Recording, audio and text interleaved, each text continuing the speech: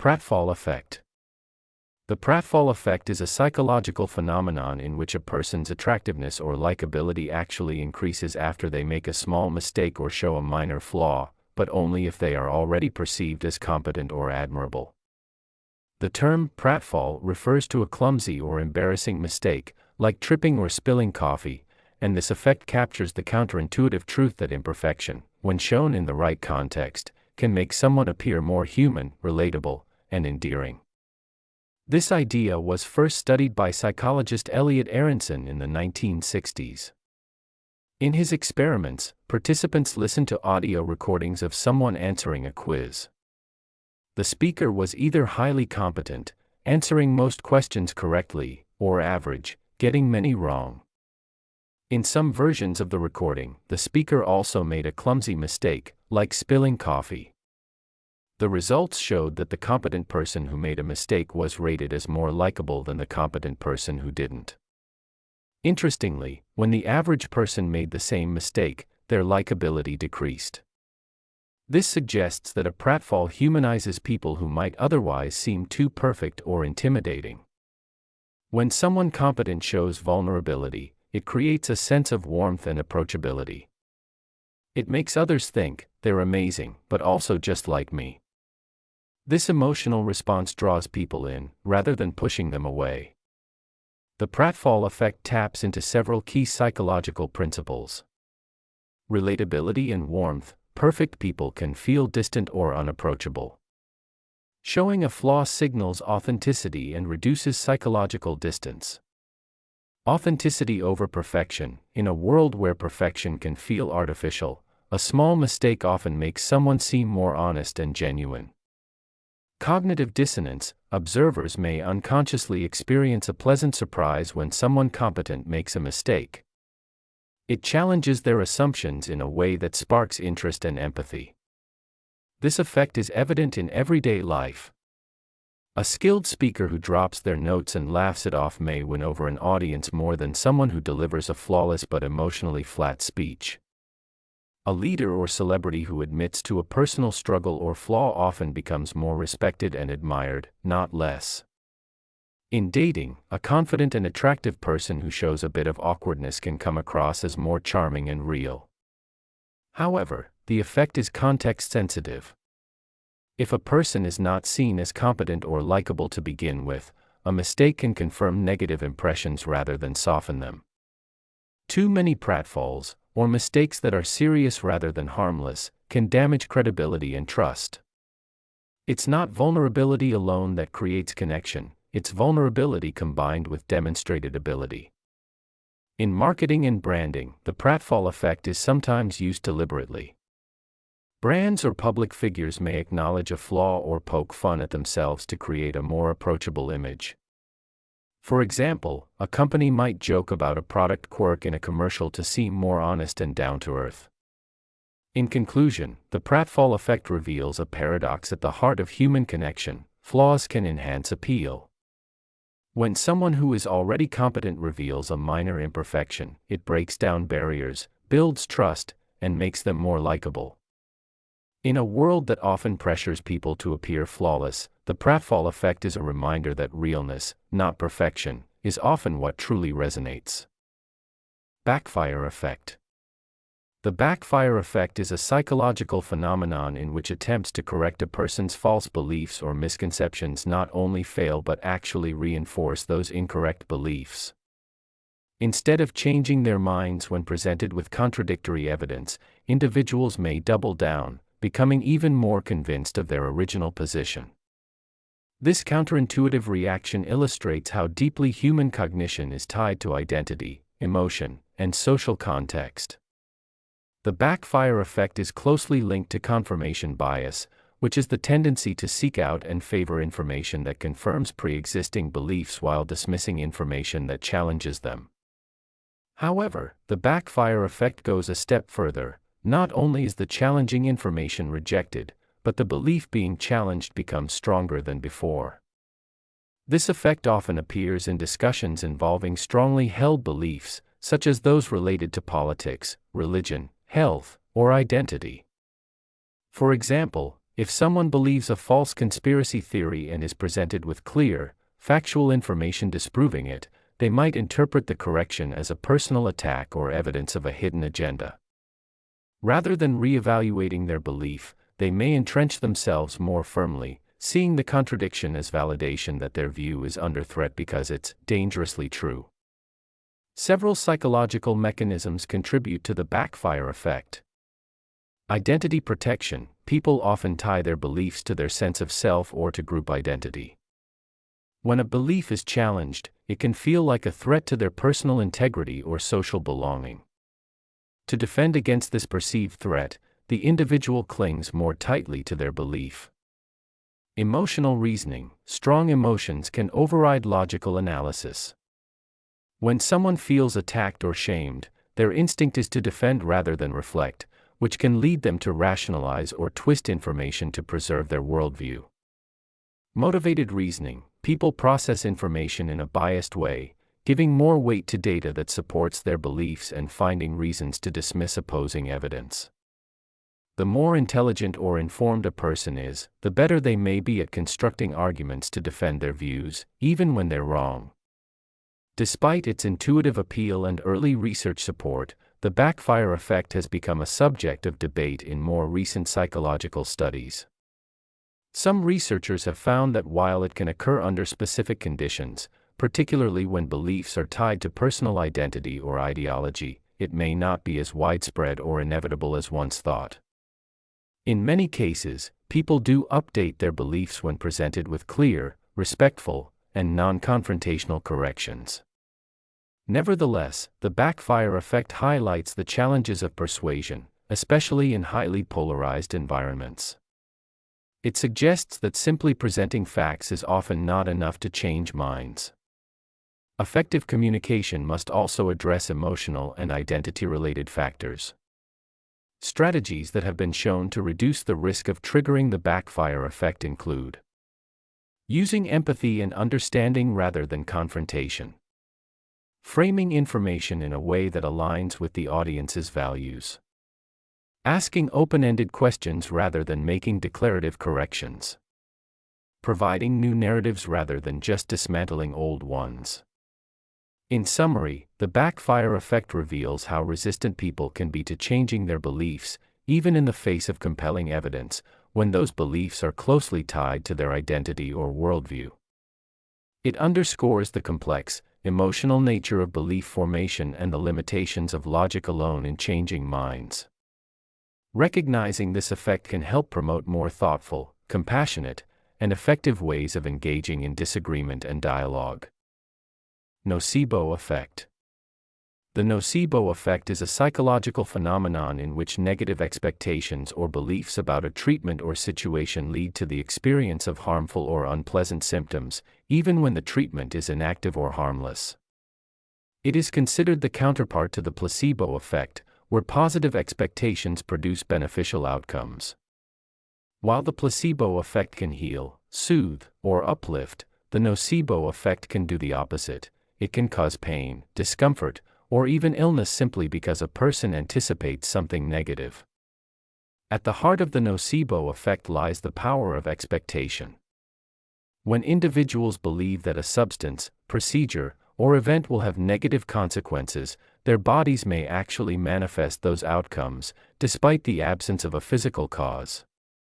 For example, a person told that a pill may cause headaches, even if the pill is just sugar, might experience a headache purely due to that suggestion. This response is not imaginary or faked, it is a real, measurable physiological reaction triggered by the brain's interpretation of threat or harm. The nocebo effect can be triggered in a variety of contexts. Medical settings, patients informed of potential side effects may be more likely to experience those symptoms, even if they are taking a placebo or undergoing a completely safe procedure. Cultural beliefs. In some cultures, deeply rooted beliefs about curses or omens can lead to real health deterioration when someone believes they have been targeted by negative forces. Everyday life, reading about possible symptoms online or hearing about a disease from a friend can lead some individuals to begin experiencing those symptoms themselves, a phenomenon sometimes referred to as medical student syndrome or cyberchondria. Scientific studies have shown that the nocebo effect can involve neurological and hormonal pathways, especially those related to pain, anxiety, and stress. When a person expects harm, the brain can activate stress-related responses such as the release of cortisol, increase in heart rate, or heightened pain sensitivity. These responses can reinforce the person's belief that they are genuinely experiencing a negative health event. What makes the nocebo effect particularly challenging is that it can undermine medical care. For instance, if a patient expects a medication to be ineffective or harmful, they may not only feel worse but may also stop taking a treatment that could help them. Similarly, excessive focus on potential side effects, especially through internet searches or warnings with exaggerated emphasis, can increase the likelihood that those effects will be felt. To minimize the nocebo effect, healthcare professionals often use techniques such as positive framing of information, e.g., most people tolerate this medication well, rather than listing all possible side effects, and focusing on the benefits of treatment rather than just the risks. Empathetic communication and trust in the patient-provider relationship also play crucial roles in managing expectations and outcomes. In essence, the nocebo effect highlights the profound mind-body connection, demonstrating that what we believe can deeply shape how we feel. It reminds us that words, thoughts, and expectations are not just psychological but biological forces that can significantly influence health and well-being. Choice supportive bias. Choice supportive bias is a cognitive bias in which individuals tend to remember their choices as better than they actually were, and they often attribute more positive qualities to the option they selected while downplaying or ignoring the advantages of the options they rejected. This psychological effect serves to reinforce a sense of confidence and internal consistency, allowing people to feel better about their decisions, regardless of whether those decisions were objectively optimal. At its core, choice supportive bias reflects the human tendency to reduce cognitive dissonance, the discomfort that arises from holding conflicting thoughts or emotions. After making a choice, especially one involving significant commitment or uncertainty, individuals may unconsciously revise their memories or judgments to favor the decision they made. In doing so, they preserve their self-image as rational and competent decision-makers. For example, consider someone who buys a particular car after comparing several models. After the purchase, they may begin to focus on the features they liked about their chosen vehicle and ignore any flaws they had initially noticed. At the same time, they might exaggerate the downsides of the cars they didn't choose, perhaps remembering them as less reliable or more expensive than they really were. This post-choice memory distortion helps the person feel more satisfied and justified in their decision. Choice supportive bias can appear in a variety of contexts, including consumer behavior, relationships, politics, and even medical decisions. A voter, for instance, may selectively remember positive attributes about the candidate they supported, while forgetting or dismissing that candidate's missteps or controversies. Similarly, someone who ends a friendship or relationship may later emphasize the negative qualities of the other person and minimize the good moments they once valued. This bias is not necessarily a deliberate form of self-deception, rather, it often occurs automatically and subtly. It is one of many ways the mind simplifies complex emotional experiences and protects against regret. However, while it can provide emotional comfort, it may also distort reality and hinder learning. If individuals habitually rewrite the past to justify their decisions, they may overlook mistakes or fail to consider how different choices might lead to better outcomes in the future. Interestingly, choice supportive bias can grow stronger over time, as the memory of alternatives fades and the emotional attachment to the chosen option deepens. The more time that passes, the more likely individuals are to remember their decisions as being wiser or more favorable than they initially were. In summary, choice supportive bias is a psychological tendency to retrospectively favor one's own decisions by remembering chosen options more positively and rejected options more negatively. While this bias helps maintain emotional well-being and self-consistency, it can also cloud objective evaluation and limit personal growth. Being aware of this bias encourages more honest reflection and a more balanced perspective when assessing past decisions. Moral licensing. Moral licensing is a psychological effect in which individuals who have previously done something morally good or virtuous feel a sense of permission to engage in behavior that is less ethical, indulgent, or questionable. In essence, it's the mental process of, I did something good, so now I can afford to do something bad. This phenomenon reveals how moral behavior doesn't always accumulate toward better character. In some cases, it can paradoxically justify worse behavior that follows. At the heart of moral licensing is the way people manage their self-image. Humans are motivated to see themselves, and to be seen by others, as good, fair, and moral. When someone performs an action that confirms this self-image, e.g., donating to charity, recycling, or helping a friend, it strengthens their internal sense of being a good person. This psychological credit then functions like a moral bank account. They feel they've earned points that can now be spent on actions they might otherwise avoid or feel guilty about. For example, a person who donates to an environmental cause may feel justified in taking a long, fuel-inefficient flight. Someone who eats a healthy salad for lunch might feel entitled to have a large dessert afterward. A manager who promotes diversity in one instance may unconsciously allow themselves to make biased decisions later. What makes moral licensing particularly interesting and troubling is that it often happens subconsciously. People may not be fully aware that they're justifying unethical behavior, they simply feel more comfortable doing it because of the good behavior that came before. This effect can be seen across a range of domains including ethics, health, spending, prejudice, and environmental behavior. Research has shown, for example, that people who express support for a black political candidate are sometimes more likely to later express opinions that reflect racial bias, an effect known as moral credentialing. Their prior good behavior reduces the guilt or reputational risk associated with acting in ways that are inconsistent with their stated values. Moral licensing can also create problems in goal pursuit. For instance, someone trying to lose weight might exercise in the morning, then reward themselves with unhealthy food later, undoing the progress.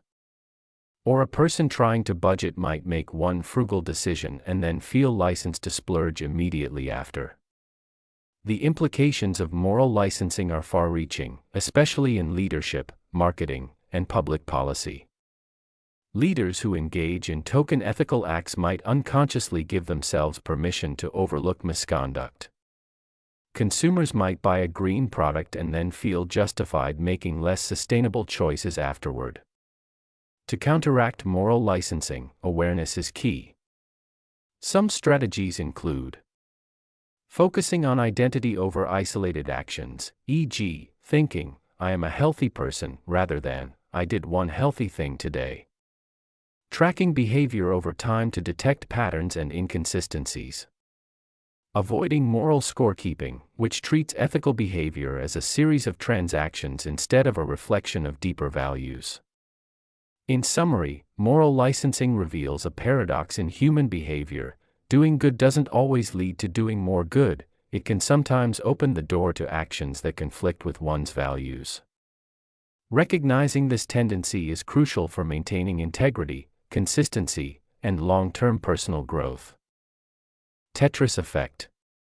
The Tetris Effect is a psychological phenomenon in which people devote so much time and attention to an activity that it begins to pattern their thoughts, mental images, and even dreams.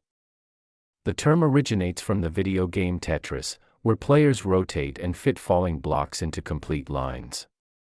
After extended periods of gameplay, many players report involuntary visualizations of the game, seeing blocks falling even when they're not playing, dreaming about the game, or mentally trying to fit real-world objects into imagined patterns, like stacking boxes or aligning shelves. Though named after Tetris, this effect applies to any repetitive, immersive task. It's not limited to video games.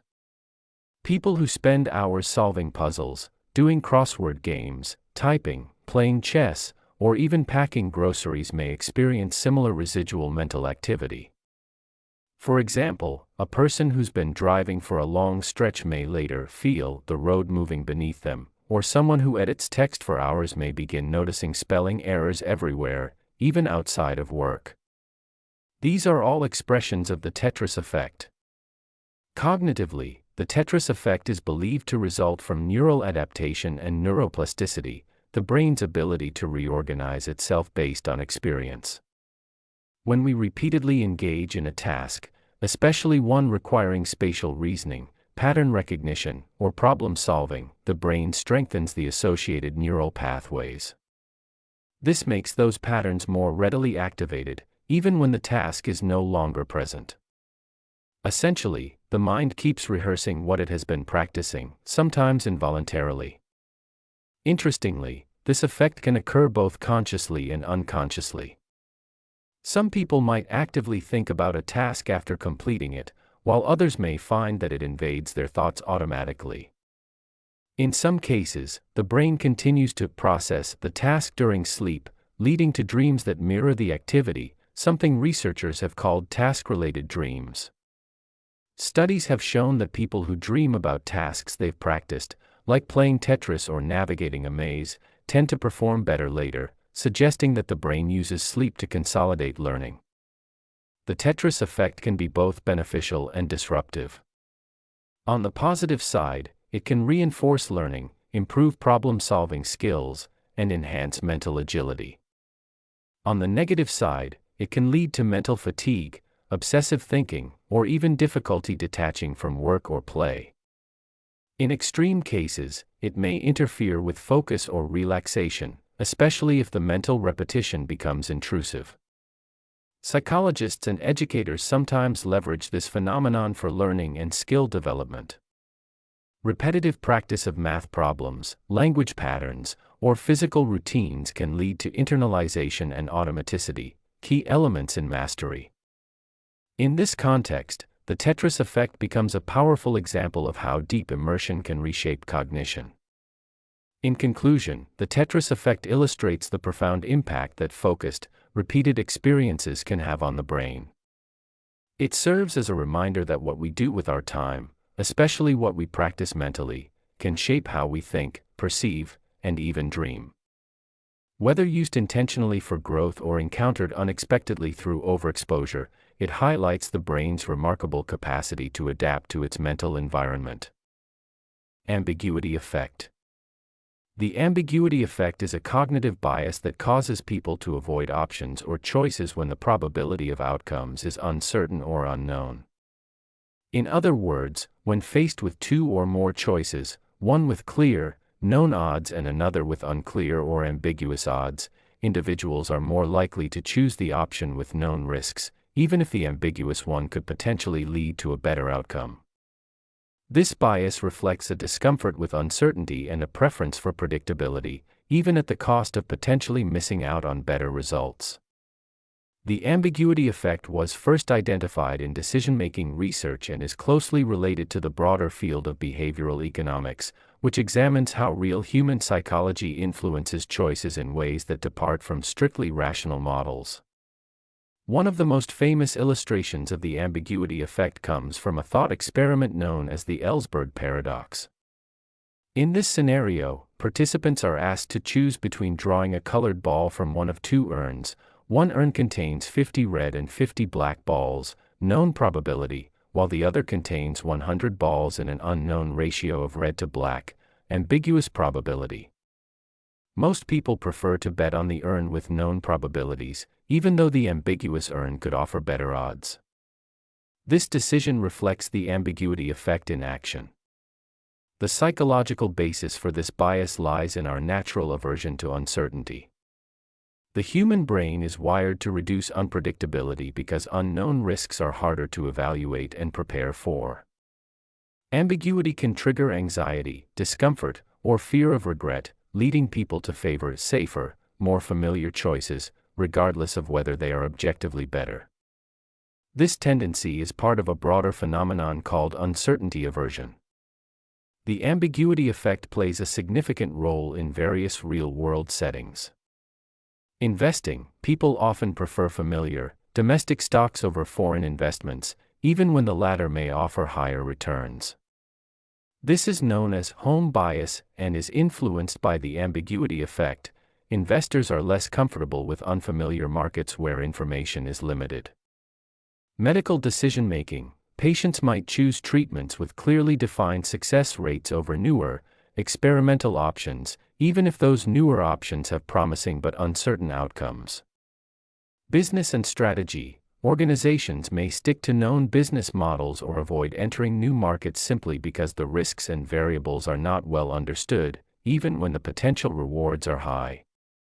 While the ambiguity effect can serve as a protective mechanism, helping individuals avoid potentially dangerous unknowns, it can also limit exploration, innovation, and optimal decision-making. In situations that involve complex or incomplete information, an excessive aversion to ambiguity can lead to overly cautious behavior and missed opportunities. Overcoming the ambiguity effect involves acknowledging its presence and striving for more objective evaluations of risk and reward. Educating oneself about the unknowns, gathering more data, and reframing uncertain options in clearer terms can help reduce the discomfort associated with ambiguity. Additionally, decision-makers can benefit from recognizing when their preference for known outcomes is driven more by emotional response than by rational analysis. In summary, the ambiguity effect is a psychological bias that causes people to shy away from uncertain options, even when those options might be more advantageous. It reflects a deep-rooted preference for the known and the predictable, but also highlights the limits of intuition in uncertain environments. Understanding this bias is key to making better informed, more balanced decisions in a world full of incomplete information. Mandela Effect. The Mandela Effect is a psychological phenomenon in which a large group of people shares a specific false memory, remembering an event, detail, or fact differently from how it actually occurred. Named after the widespread but incorrect belief that Nelson Mandela died in prison during the 1980s, when in fact he was released in 1990 and died in 2013, the Mandela Effect highlights how fallible and reconstructive human memory can be. At its core, the Mandela Effect demonstrates how collective memory can diverge from reality. People may confidently recall something that never happened or misremember details with striking similarity to others. These shared inaccuracies often seem so vivid and real that individuals are shocked to learn they were mistaken, sometimes insisting that the current reality has somehow changed. Examples of the Mandela Effect are common in popular culture. Many people remember the children's book series as the Berenstain Bears, when the actual spelling is the Berenstain Bears. Others recall the Monopoly mascot wearing a monocle, though he never has. A popular misquote attributed to the Star Wars franchise is Darth Vader saying, "Luke, I am your father," when the actual line is, "No, I am your father." These collective misrememberings create a sense of confusion and intrigue, often leading people to question the reliability of their memory, or even reality itself. Several cognitive and psychological mechanisms contribute to the Mandela Effect. One is confabulation, where the brain fills in memory gaps with plausible but inaccurate information. Another is source confusion, where people misattribute the origin of a memory or blend different memories together. Memory is not a perfect recording device, rather, it is constantly reconstructed and reshaped based on context, emotion, suggestion, and repetition. Social and cultural reinforcement also plays a role. When people hear others describe a memory the same way they remember it, accurate or not, it strengthens their confidence in the shared version, even if it's incorrect. This can create a kind of feedback loop where the false memory spreads and becomes embedded in collective consciousness. Some more speculative explanations, such as alternate realities or parallel universes, have been proposed, mostly in internet forums or pop culture, for entertainment or as metaphors for how bizarre and convincing the Mandela Effect can feel. However, these are not scientifically supported and are generally considered pseudoscientific.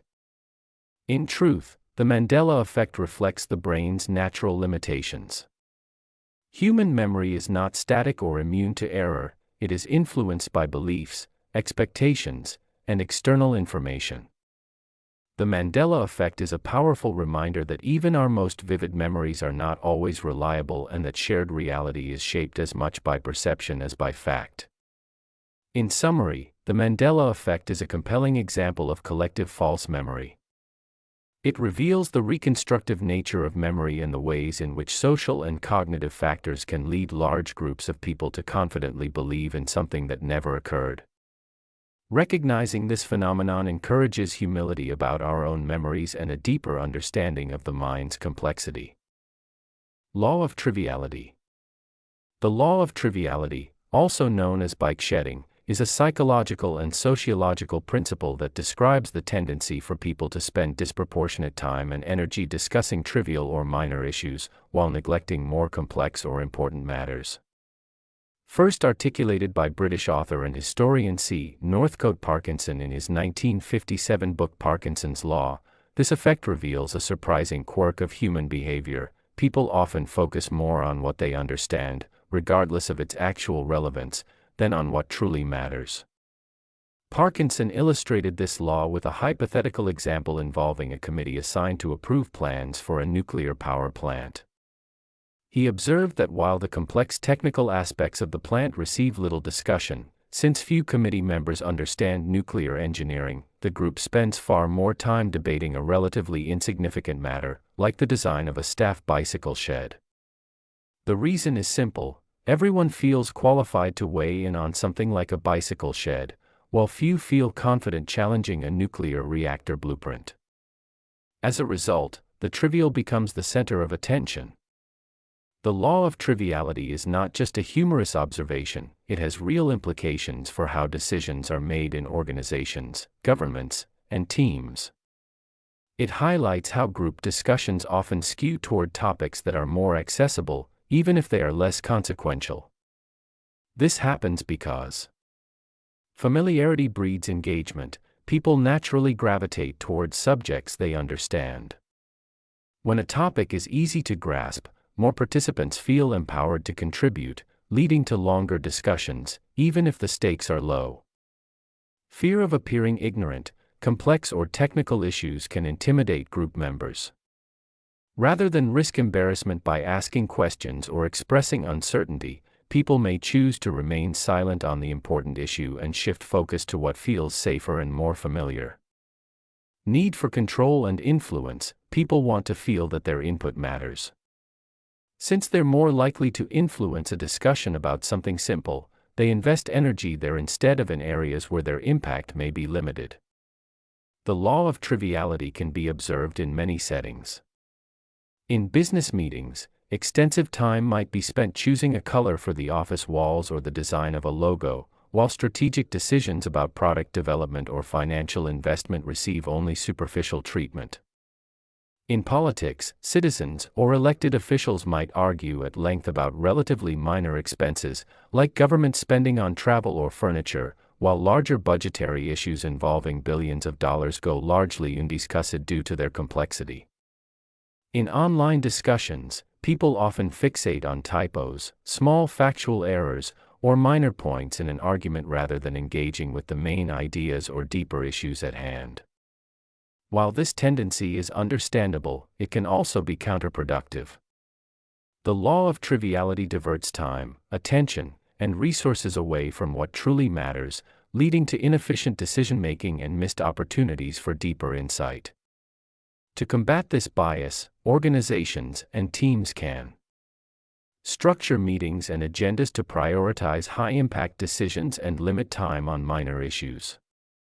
Encourage expertise and education, helping members feel more confident engaging with complex topics. Assign decision rights so that trivial matters are handled efficiently by individuals or small subgroups, freeing the larger group to focus on strategic thinking. In summary, the law of triviality reflects a fundamental aspect of human group behavior, the tendency to overinvest in what is easy to understand and underinvest in what is complex but important. Recognizing and addressing this bias can lead to more effective, focused, and meaningful discussions in any collaborative setting. Misattribution of memory. Misattribution of memory is a cognitive phenomenon in which a person remembers information correctly but attributes it to the wrong source, context, or time. This psychological effect highlights how memory is not a perfect recording of events but a reconstructive process prone to errors. Misattribution can lead people to confidently recall things that never happened, or to correctly recall information but incorrectly remember where, when, or from whom they learned it. There are several forms of misattribution, each illustrating a different way memory can go astray. Source misattribution occurs when someone remembers a piece of information but mistakes where it came from. For example, a person might recall a news story they read but mistakenly believe they heard it from a friend. Or they might remember hearing a rumor but not realize it came from an unreliable source. This can have serious consequences, especially in legal settings, such as eyewitness testimony, where someone might confidently identify a suspect based on familiarity, without realizing they saw the face in a photo days earlier and not at the crime scene. Cryptomnesia is a type of misattribution in which people believe an idea they heard or saw before is their own original thought.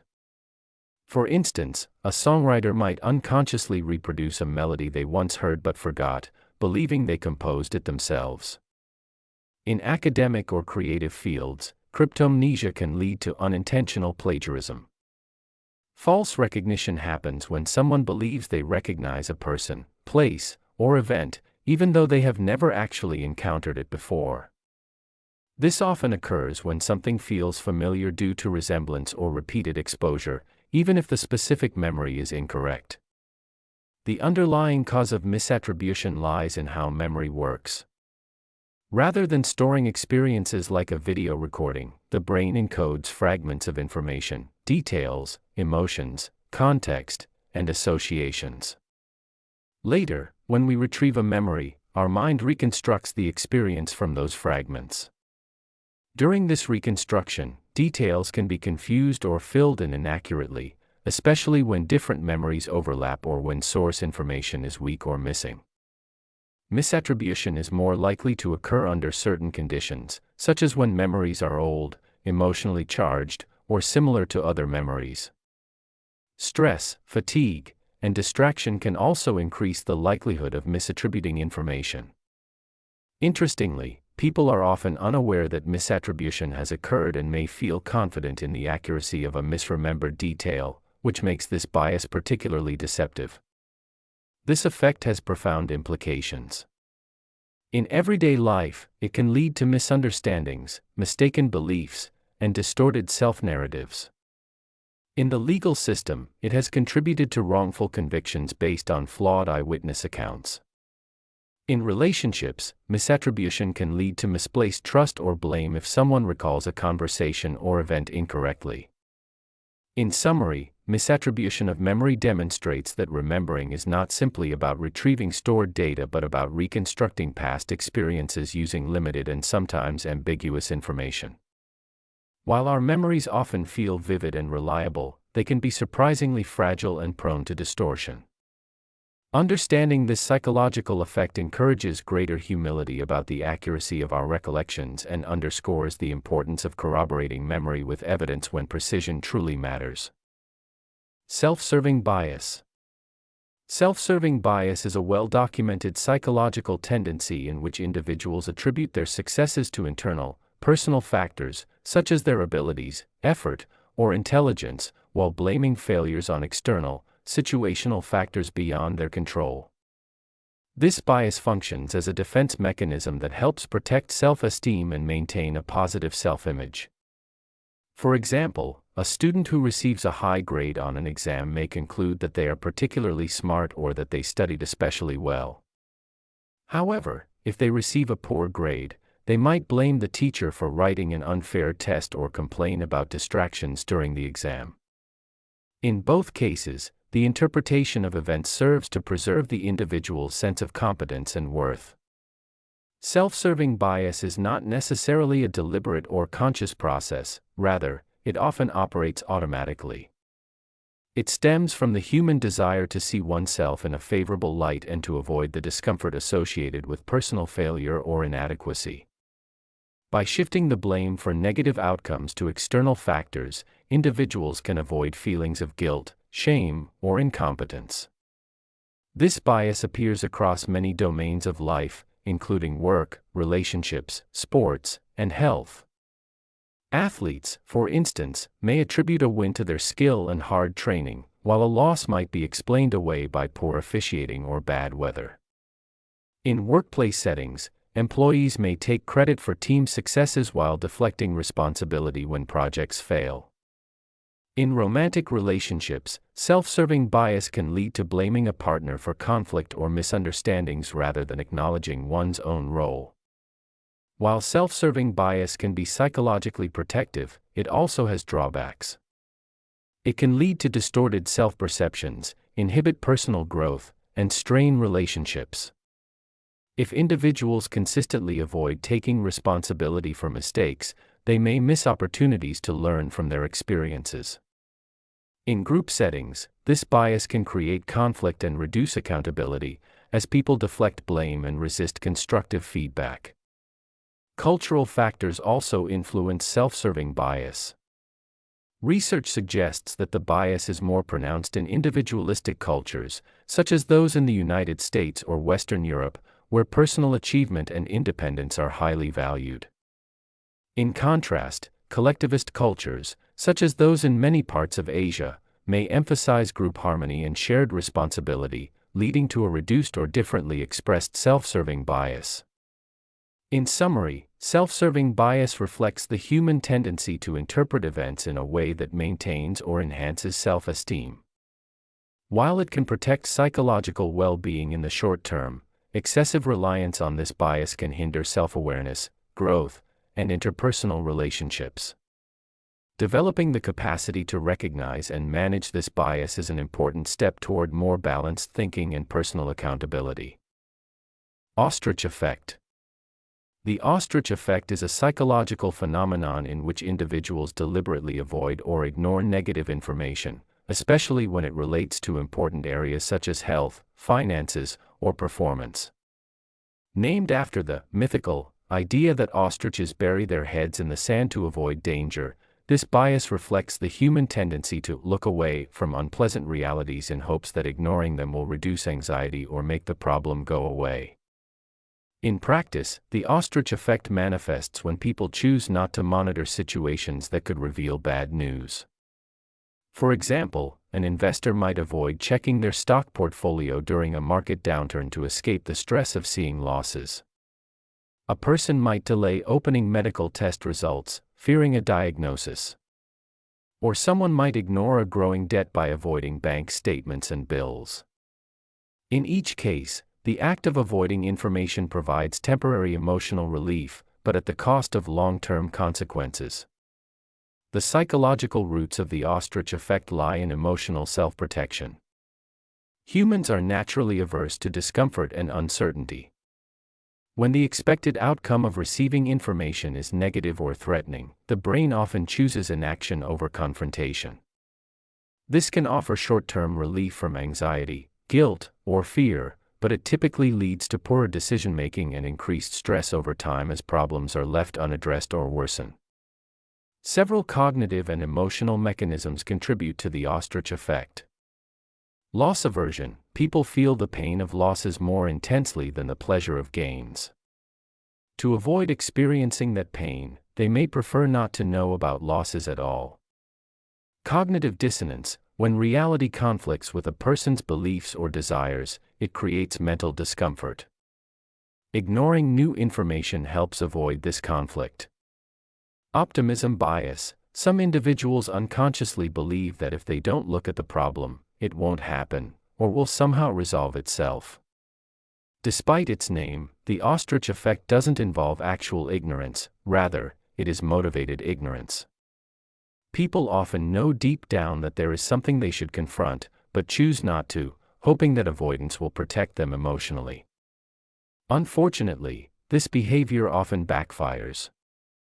Financial losses compound, medical issues worsen, and decisions are made with incomplete or outdated information. This bias has been documented across various domains. Finance studies show that investors log into their portfolios more frequently when markets are rising than when they are falling.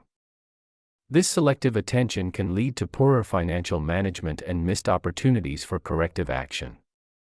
Health people may avoid health screenings, such as cancer tests or cholesterol checks, for fear of receiving bad news, even though early detection improves outcomes. Workplace performance employees or managers may avoid performance reviews or difficult conversations, allowing issues to fester and grow. Overcoming the Ostrich Effect requires cultivating self-awareness and developing a more balanced emotional response to negative information. Strategies include reframing information as an opportunity for improvement rather than a threat. Setting regular, non-emotional review habits, e.g., checking finances weekly regardless of market conditions. Practicing mindfulness and emotional regulation, so fear doesn't drive avoidance.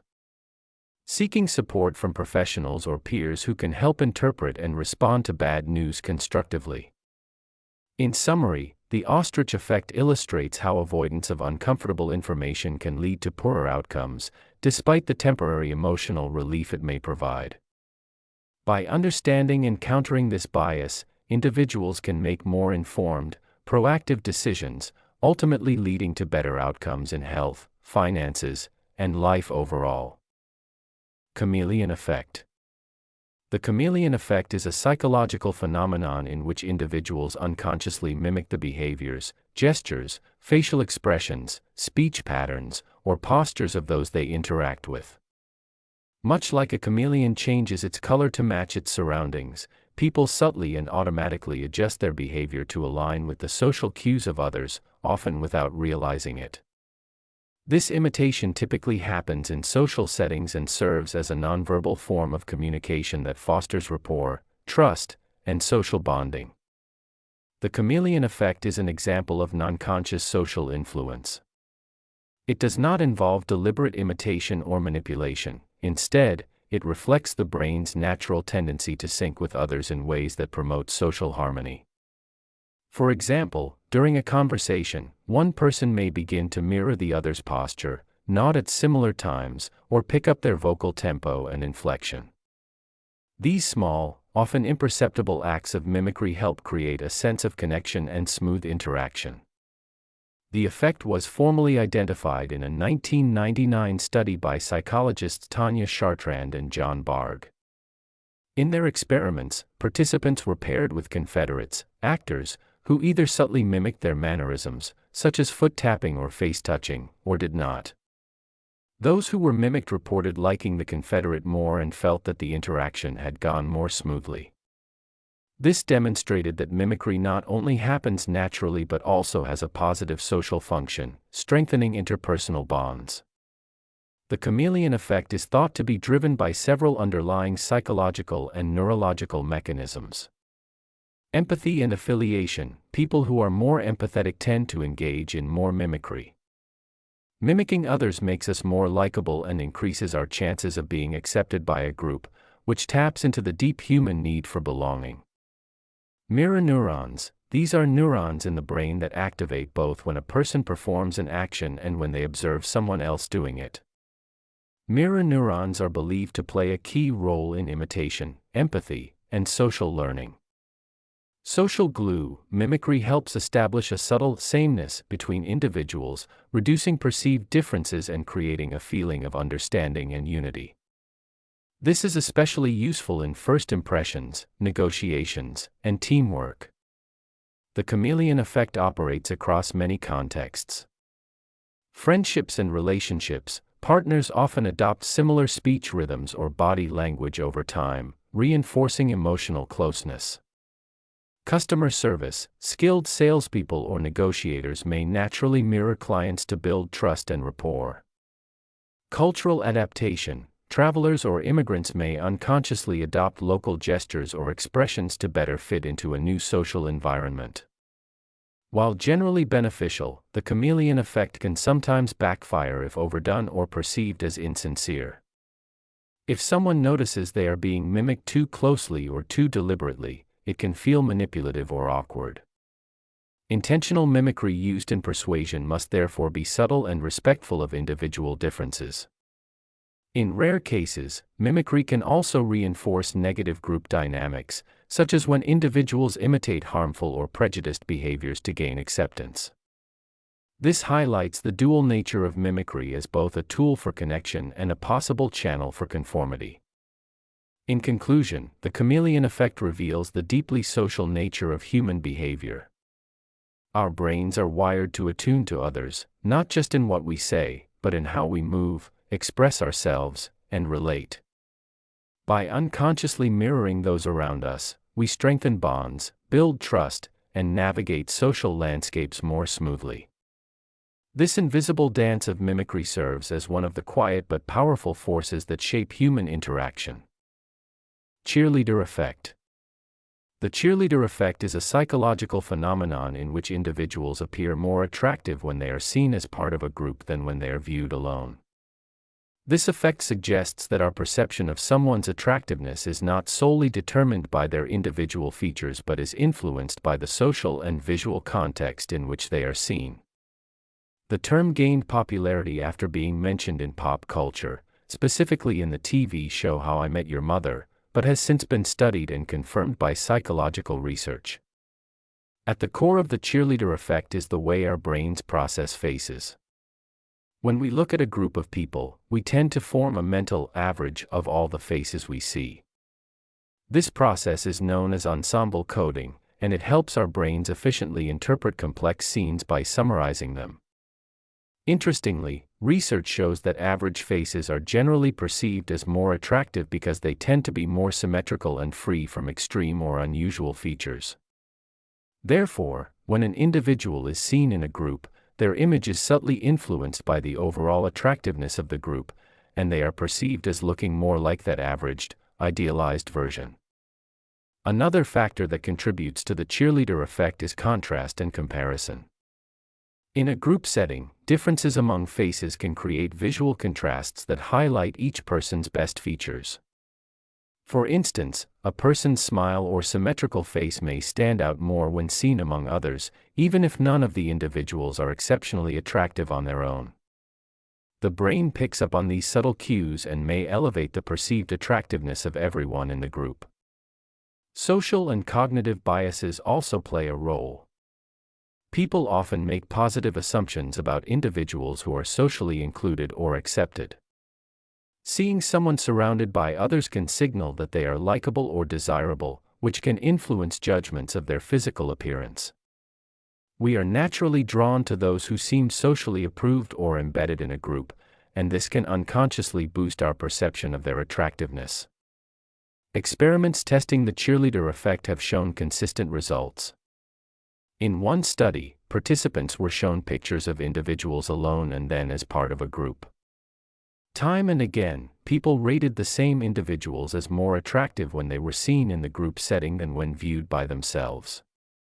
This pattern held even when the group included a mix of attractive and less attractive individuals, suggesting that the group context alone has a strong influence. While the cheerleader effect may seem superficial, it reflects deeper truths about how human perception works. Our brains are wired to process social information quickly and efficiently, often relying on contextual clues rather than isolated details.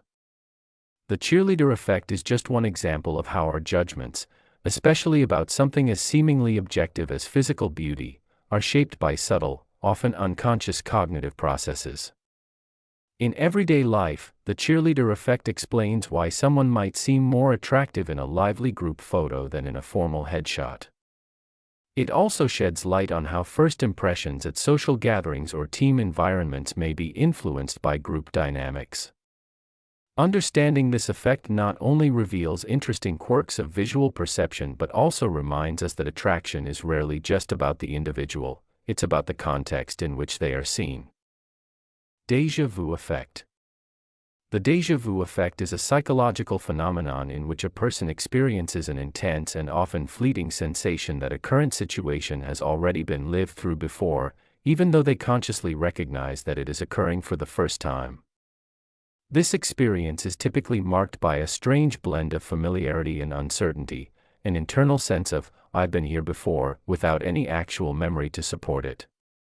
While the sensation is usually brief and harmless, it can leave a lasting impression and a lingering sense of curiosity or confusion.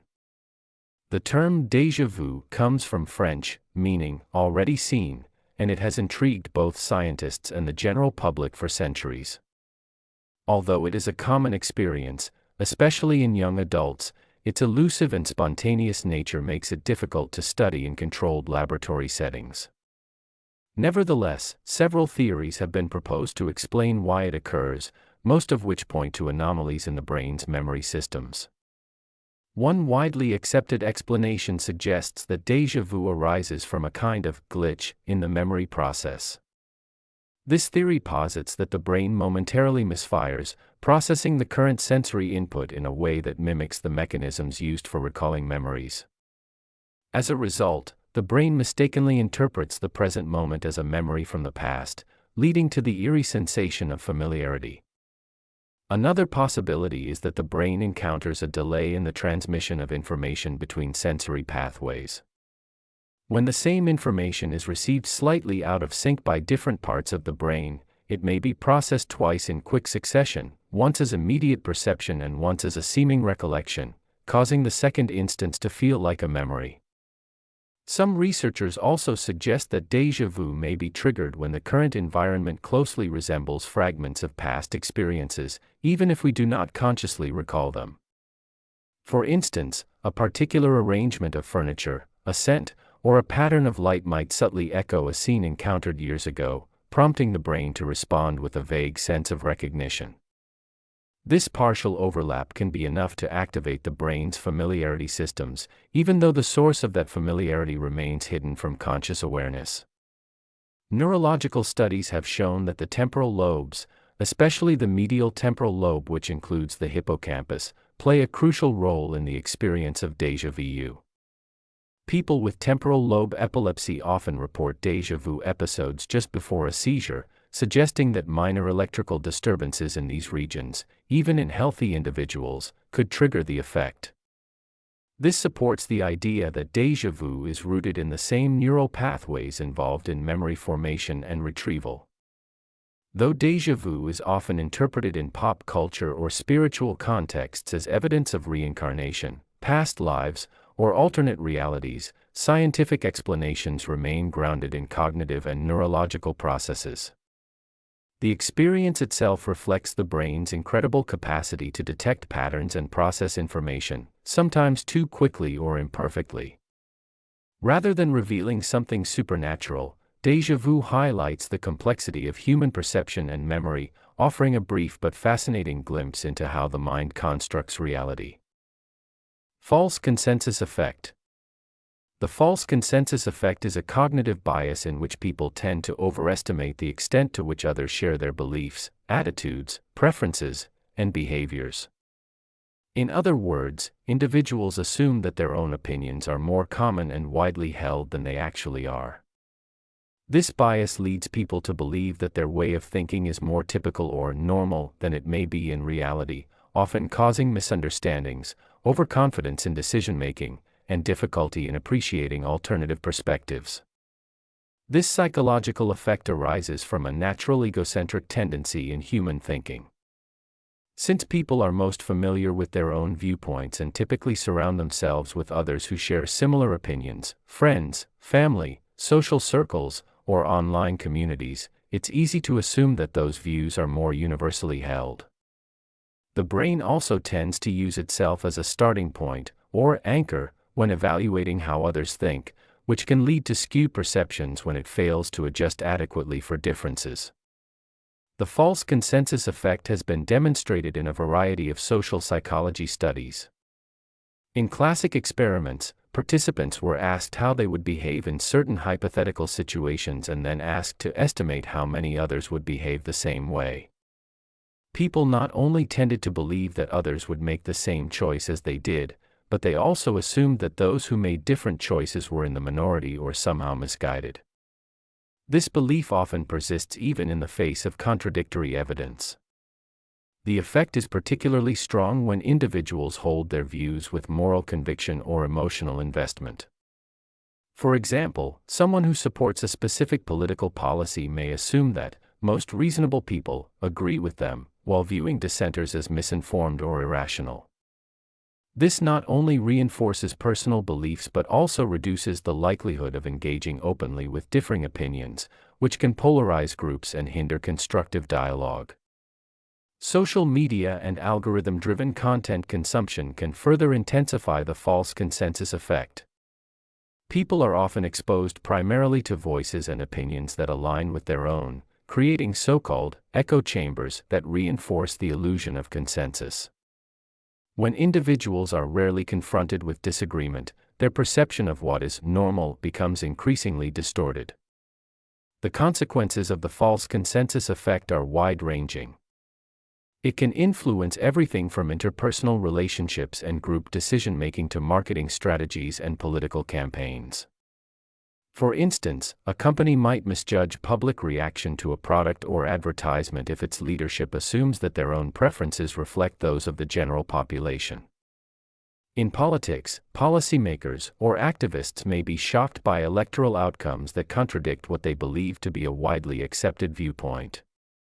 Recognizing the false consensus effect is an important step toward cultivating empathy, intellectual humility, and better judgment.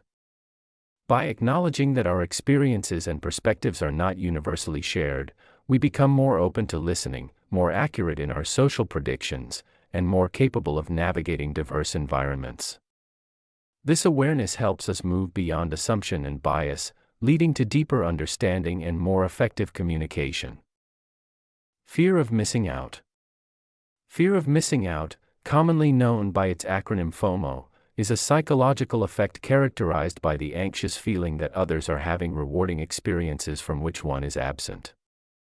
It involves a pervasive sense of worry that one is missing out on social events, exciting opportunities, or important connections, often accompanied by a compulsion to stay constantly connected and updated.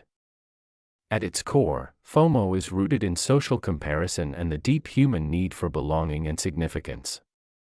As social creatures, humans are naturally attuned to the actions, status, and experiences of others, particularly within their peer group. When someone perceives that others are engaging in enjoyable, successful, or meaningful activities without them, it can trigger feelings of inadequacy, exclusion, or regret. These emotional reactions are intensified in today's digital age, where social media platforms like Instagram, Facebook, and TikTok constantly expose users to curated snapshots of other people's lives. The psychological mechanics of FOMO are closely linked to self-worth, identity, and reward systems in the brain. When individuals see others traveling, celebrating, or achieving, they may interpret this as evidence that others are living more fulfilling or exciting lives. This can create a feeling of falling behind or not being enough. Neurologically, the dopamine system plays a role, as the anticipation of a potentially better experience elsewhere creates a restless craving for stimulation and connection. FOMO can influence behavior in subtle and significant ways. Overcommitment: people may agree to social events or responsibilities they don't actually want, simply to avoid the discomfort of missing out. Digital overuse: constant checking of phones, social media scrolling, or inability to disconnect stems from the fear of being out of the loop. Decision paralysis: when presented with multiple options, such as events, job opportunities, or even relationships, individuals may feel anxious about choosing the wrong one and missing something better. Low satisfaction: even during enjoyable experiences, people affected by FOMO may feel distracted by the thought that something better might be happening elsewhere, reducing their ability to be present. FOMO is not limited to leisure or social life, it can extend into career, relationships, finance, and lifestyle choices, often creating chronic dissatisfaction. For instance, someone might feel anxious about not investing in a trending asset or not pursuing a new career path, even if they're happy with their current situation. This effect is particularly pronounced among adolescents and young adults, whose identities and social networks are still forming. However, people of all ages can experience FOMO, especially when they feel disconnected, uncertain, or insecure. Over time, unchecked FOMO can contribute to mental health challenges, such as anxiety, loneliness, burnout, and low self-esteem. The constant pursuit of something better or more exciting can erode appreciation for the present and hinder the development of deeper, more authentic experiences. To counteract FOMO, psychologists recommend strategies such as mindfulness, training attention to stay in the present and fully engage with current experiences. Gratitude practice, focusing on what one has rather than what one might be missing. Digital boundaries, reducing exposure to social media or curating feeds to avoid toxic comparison. Values-based living, making choices aligned with personal meaning and long-term fulfillment, rather than short-term social validation. In essence, the fear of missing out is a modern expression of an ancient emotional need, to feel included, connected, and purposeful. While it can be intensified by our digital environment, awareness and intentional living can help individuals shift from fear-driven choices to more grounded, meaningful ones. Flashbulb memory. Flashbulb memory is a psychological phenomenon in which people form vivid, detailed, and emotionally charged memories of the moment they first learned about a surprising or significant event. These memories often include not just the event itself, but also seemingly incidental details, such as where the person was, what they were doing, who they were with, or even what they were wearing. The term flashbulb suggests that the memory is like a mental photograph, capturing a scene with sharp clarity, as if illuminated by a camera's flash. This type of memory is typically triggered by emotionally intense events, especially those that are unexpected, culturally significant, or personally impactful. Common examples include learning about the death of a public figure, experiencing a natural disaster, witnessing a tragedy, or even receiving life-altering personal news, such as a diagnosis or proposal. For many people, moments like the 9/11 attacks, the assassination of a political leader, or the start of a war generate flashbulb memories. What makes flashbulb memories unique is their subjective vividness. People often feel extremely confident in the accuracy of these memories, believing that they are frozen in time and resistant to forgetting.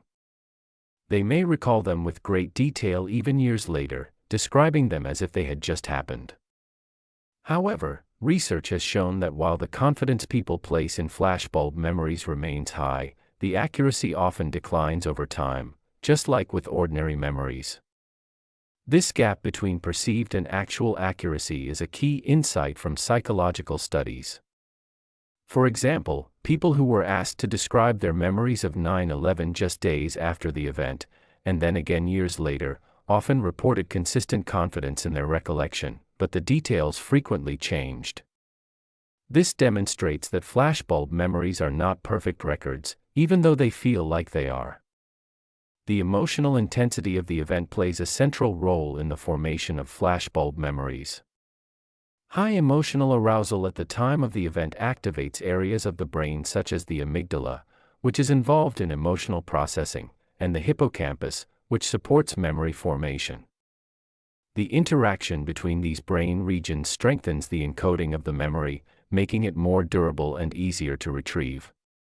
Despite their flaws in accuracy, flashbulb memories serve important psychological and social functions.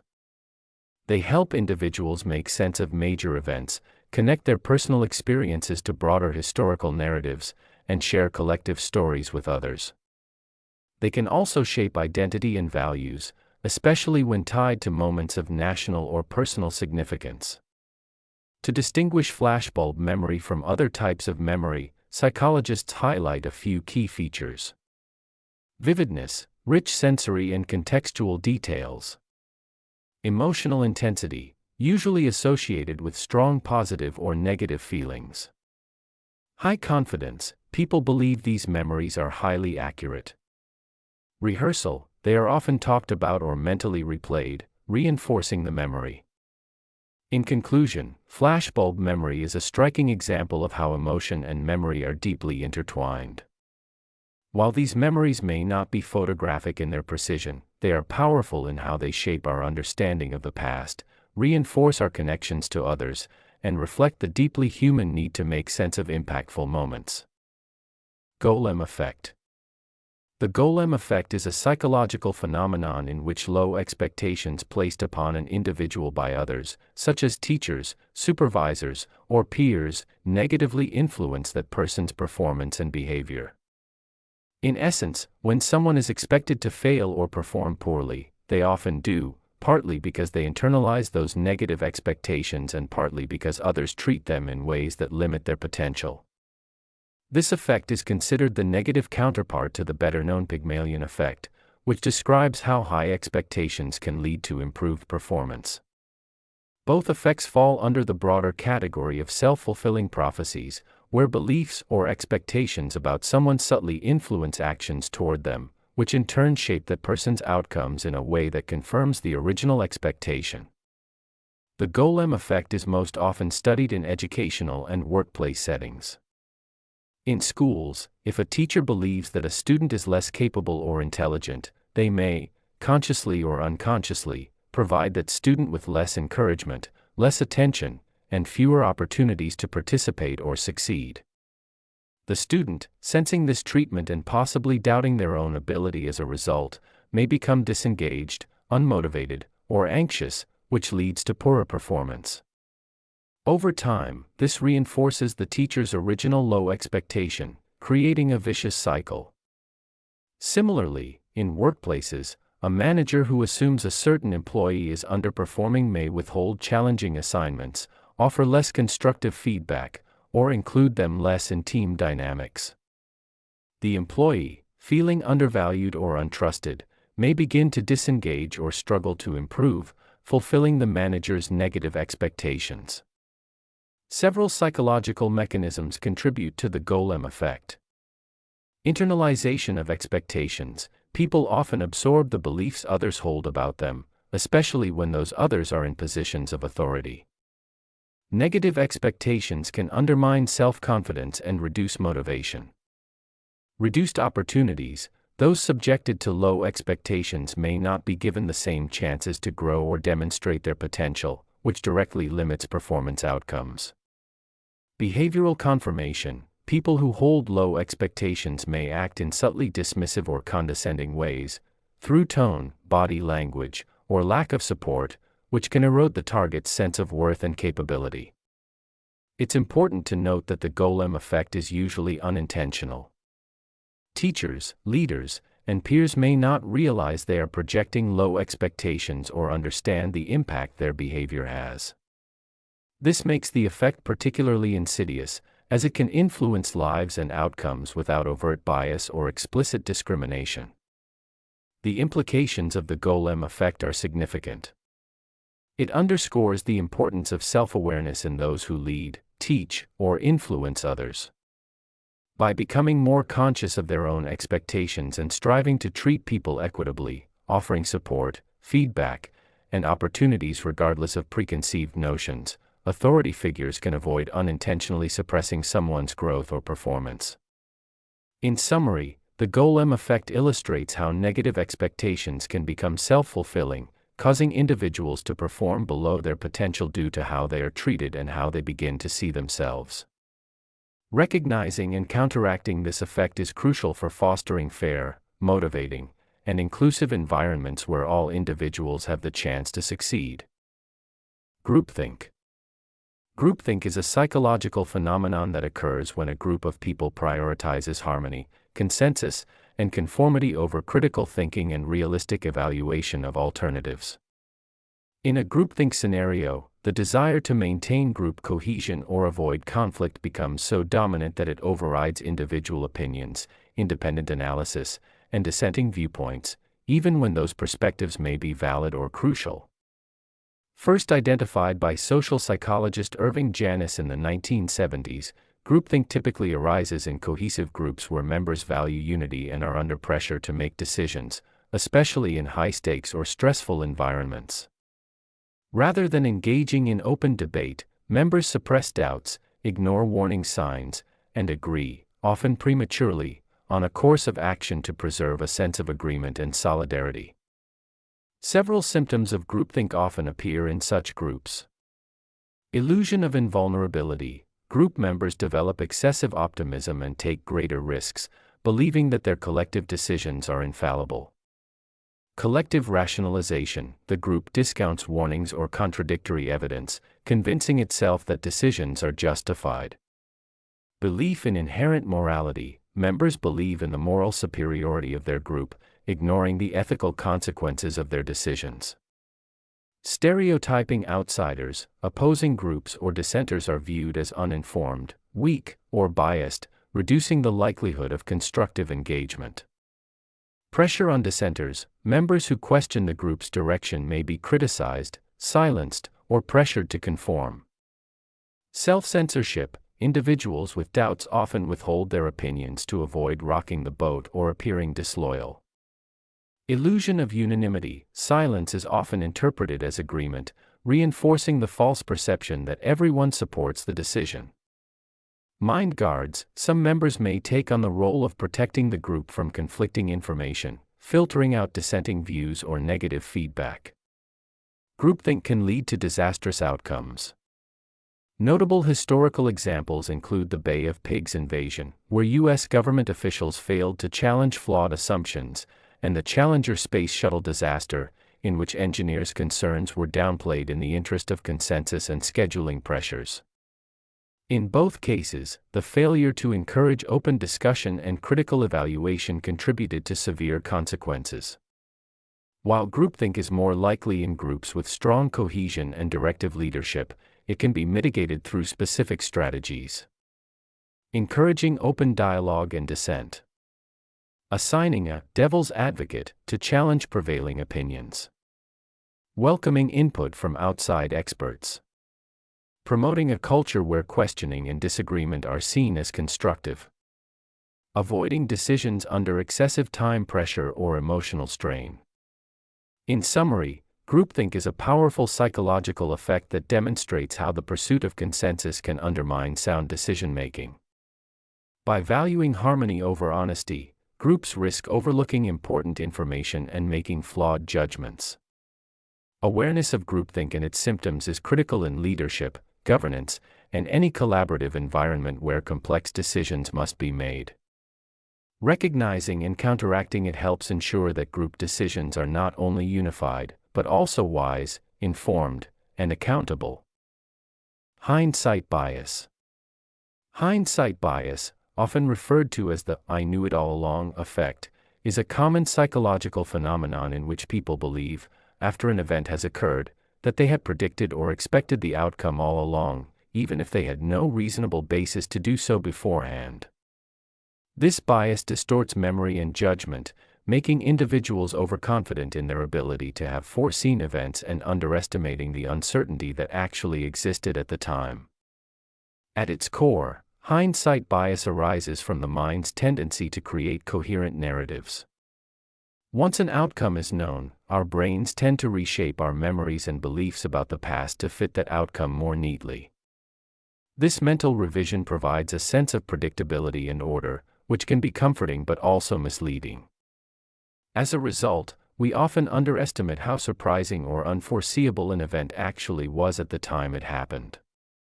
For example, after a sports team wins a championship, fans and analysts might claim that the signs of victory were obvious all along, despite expressing doubts or making different predictions before the game. Similarly, after major world events like economic crashes or political upheavals, people may assert that the warning signs were always there, even if they didn't act on or notice them beforehand.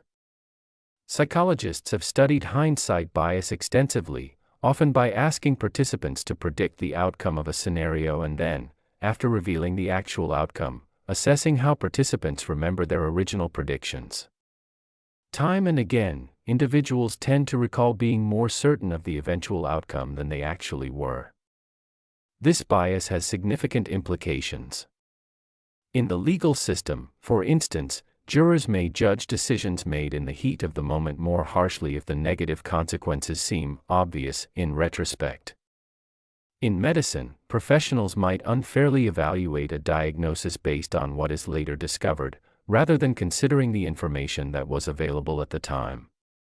In everyday life, hindsight bias can affect learning and decision-making by giving people a false sense of their predictive abilities and reducing the motivation to critically analyze past choices. In sum, hindsight bias reflects a natural but flawed way the human mind interprets the past. By making events seem more predictable than they were, it can distort memory, cloud judgment, and influence how we learn from experience. Recognizing and being mindful of this bias is essential for fair evaluation, better decision-making, and intellectual humility. Illusion of control. The illusion of control is a psychological effect in which individuals overestimate their ability to influence outcomes that are actually determined by chance or external forces. This bias leads people to believe that their actions, decisions, or behaviors have a greater impact on events than they truly do, especially in situations governed by randomness or uncertainty. At its core, the illusion of control arises from the human need for predictability, agency, and security. Believing that we are in control of our environment gives us a sense of competence and reduces anxiety. In many ways, this belief can be beneficial. It can motivate persistence, effort, and confidence. However, when people misjudge their actual level of control, it can lead to poor decisions, unrealistic expectations, and emotional distress when things don't go as planned. A classic example comes from the world of gambling. Studies have shown that gamblers often believe they can influence the outcome of games of pure chance. For instance, players may throw dice harder to get high numbers or softer to get low ones, or feel more confident when they choose their own lottery numbers rather than having them randomly assigned, even though the odds remain exactly the same. This misplaced belief in personal influence leads to risky behavior, overconfidence, and, often, financial loss. The illusion of control is not limited to games of chance. It shows up in everyday life. Investors may believe they can time the market or beat trends based on personal skill, even when success is largely influenced by unpredictable economic shifts. Managers might assume that every success or failure in a business is a direct result of their decisions, overlooking the role of external factors like market conditions or competitor actions. Athletes or fans may adopt rituals or lucky charms, believing these influence performance or outcomes, despite no causal link. Psychologist Ellen Langer, who first studied this phenomenon in the 1970s, demonstrated that people are more likely to believe they have control when a situation involves elements that resemble skill-based tasks, such as choice, competition, or familiarity, even if the situation is objectively random. For example, people who are allowed to pick their lottery ticket often believe it has a better chance of winning than one randomly assigned, simply because the act of choosing feels like taking control. Interestingly, the illusion of control can have positive effects in some contexts. People who believe they have control over their circumstances tend to be more resilient, take more initiative, and persevere through challenges. In medicine, patients who feel some degree of control over their treatment often experience better psychological outcomes. In this way, the illusion, though not grounded in reality, can foster real-world benefits. However, the dangers become apparent when the illusion leads to overconfidence, blame, or frustration. When individuals believe they had control over something that goes wrong, they may blame themselves unnecessarily. Conversely, they might blame others for not exerting enough control in uncontrollable situations. This can damage self-esteem, relationships, and decision-making. To mitigate the illusion of control, it's important to differentiate between controllable and uncontrollable variables. Use data and feedback to assess actual influence rather than relying on gut feelings. Practice humility in decision-making and recognize the role of luck or randomness in outcomes. Focus on process over outcome, especially in high-variance situations. In conclusion, the illusion of control reveals a deeply human tendency. We want to feel like captains of our own ships, even when we're drifting in uncertain seas. While this belief can empower and energize us, unchecked it can lead to distorted thinking, poor judgment, and unnecessary suffering. Striking a balance between agency and realism is key to navigating life with both confidence and clarity. Illusion of transparency. The illusion of transparency is a psychological effect in which people overestimate the extent to which their internal emotional states, thoughts, or intentions are visible to others. In other words, individuals tend to believe that their feelings, such as nervousness, embarrassment, guilt, or excitement, are more apparent to those around them than they actually are. This cognitive bias creates the false impression that others can see right through us, when in reality, most internal experiences are far less obvious to observers than we imagine. This illusion stems from a natural tendency known as the spotlight effect, where people assume that others are paying more attention to them than they really are. Because we are acutely aware of our own thoughts and emotions, we assume others must be equally attuned to them. However, this is rarely the case. Observers are often distracted, preoccupied, or simply lack the context needed to interpret subtle signs accurately. The illusion of transparency is particularly noticeable in situations involving stress or vulnerability. For example, a person giving a public speech may feel their voice is trembling or that their hands are shaking, and they assume everyone in the audience notices these signs of anxiety. In reality, most audience members don't pick up on such details or interpret them differently. Someone telling a white lie might feel guilty and believe their discomfort is written all over their face. But unless the behavior is extremely obvious, others often miss or misread these emotional cues. Psychological studies have confirmed this effect. In one well-known experiment, participants were asked to lie or tell the truth, then predict how transparent their emotional state was to observers. Those who lied consistently overestimated how obvious their dishonesty would be, believing they were giving themselves away more than they actually were. The illusion of transparency can have both negative and positive consequences.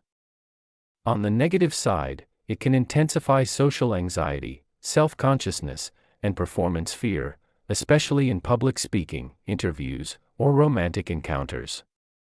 People might assume they are being judged or scrutinized harshly, leading to increased stress and avoidance behaviors.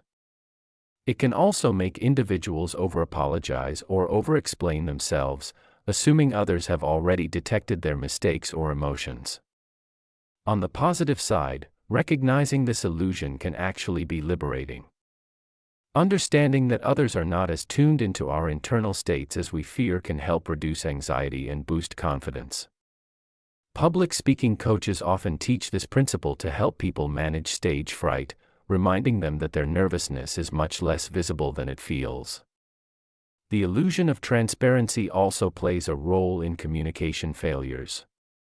People may assume their intentions are clear, without realizing they haven't expressed themselves fully.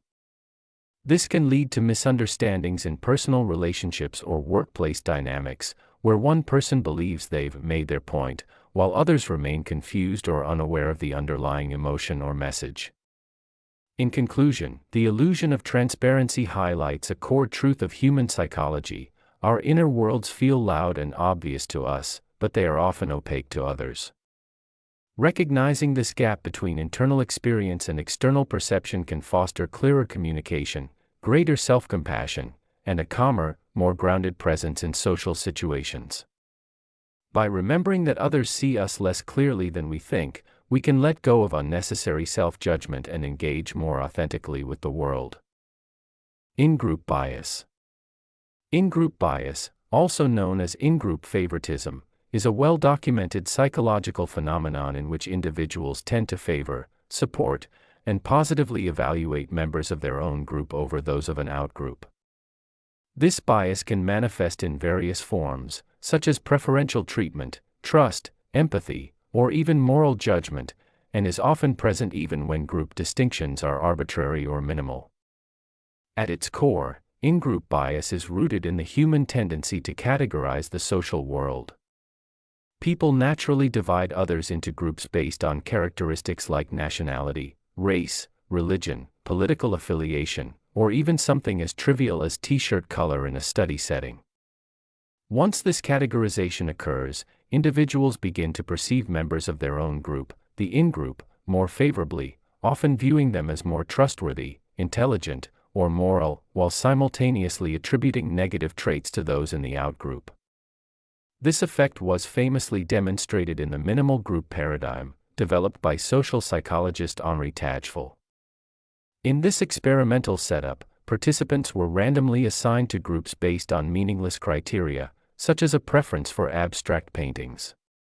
Despite knowing that the group divisions were arbitrary, participants still consistently favored members of their own group when allocating rewards, often at the expense of fairness or maximizing overall benefit. This revealed how quickly and powerfully group identity could influence human behavior.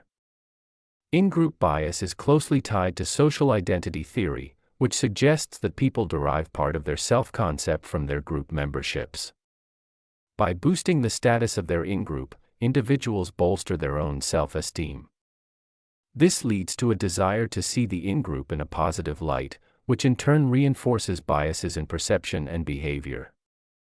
The consequences of in-group bias can be both subtle and profound.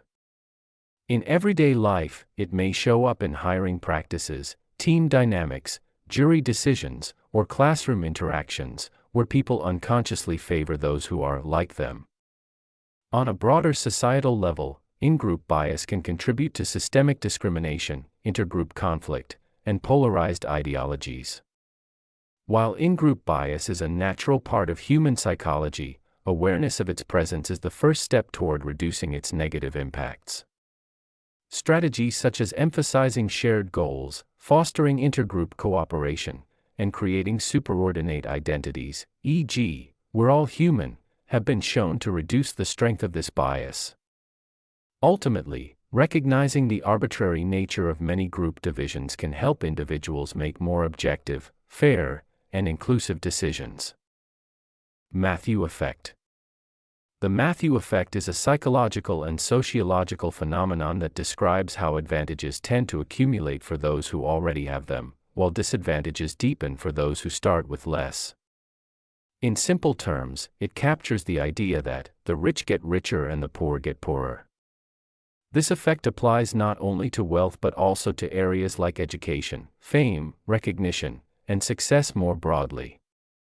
The term was coined by sociologist Robert K. Merton in 1968 and is based on a verse from the Gospel of Matthew in the Bible, Matthew 25 verse 29, "For to everyone who has, more will be given, but from the one who has not, even what he has will be taken away."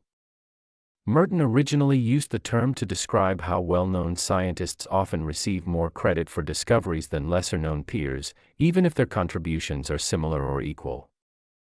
Over time, the concept has been expanded to many areas of society and psychology. At its core, the Matthew Effect illustrates how initial advantages, however small, can compound over time, creating a widening gap between individuals or groups. This compounding effect is often unintentional and systemic. For example, in education, children who learn to read early tend to read more frequently, which strengthens their vocabulary, comprehension, and academic performance. Meanwhile, children who struggle early on may fall further behind because they read less and develop negative associations with learning, a gap that can persist or even grow over time. In economics, individuals born into wealth have access to better schools, healthcare, networking opportunities, and financial safety nets, which give them a head start that is difficult for others to catch up to. Those born into poverty often face systemic barriers that make it harder to build upward momentum. In careers, someone who receives early recognition, such as an award or promotion, is more likely to attract new opportunities, mentorship, and credibility. This can snowball into long-term success, while equally capable peers without that initial recognition may struggle to gain visibility. In social media and popularity, accounts or individuals who already have many followers or high engagement are more likely to attract new followers, simply because visibility and perceived popularity create a feedback loop of attention and growth. The psychological dimension of the Matthew effect also ties into self-fulfilling prophecies and expectation bias. When people are seen as successful or promising, others often treat them accordingly, offering more support, trust, or opportunity. This, in turn, boosts confidence and actual performance. Conversely, those perceived as struggling may receive less encouragement or investment, reinforcing their disadvantage. One of the most troubling aspects of the Matthew effect is how invisible and normalized it can be. Many advantages and disadvantages are baked into systems, educational, financial, institutional, without being questioned, leading to the illusion that outcomes are purely based on merit or effort. While hard work and talent matter, the Matthew effect shows that initial conditions and early opportunities often play a much larger role than we realize. Recognizing the Matthew effect is essential for building fairer systems.